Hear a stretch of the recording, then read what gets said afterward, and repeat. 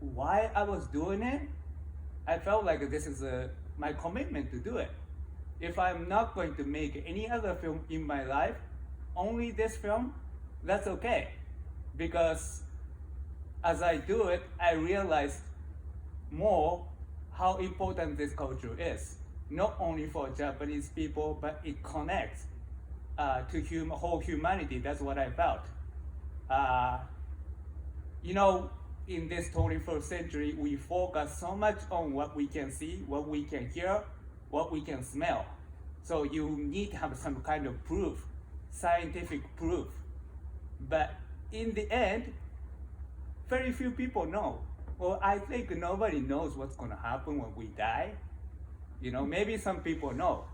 But this art addresses this important question. If you agree with that or not, like why we are born, why we die, why we suffer. There are many filmmakers who make films to express that. And this art has been in Japan for 1,400 years to address this very question. It's the heart and soul of Japanese people. So that's why this art is important.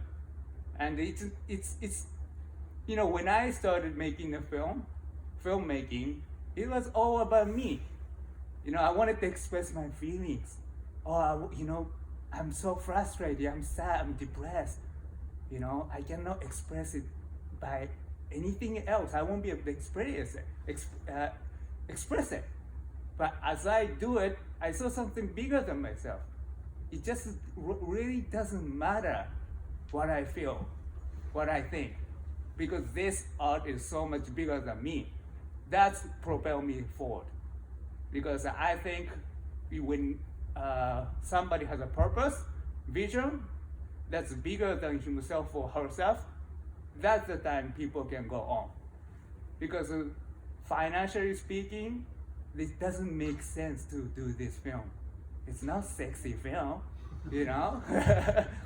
There's no like actions, no stars or anything like that. But I see something bigger than that. You know, in the end, we all die. And what we can leave behind is just like these statues. So that's one of the reasons why I think I kept going, because I saw something bigger than myself.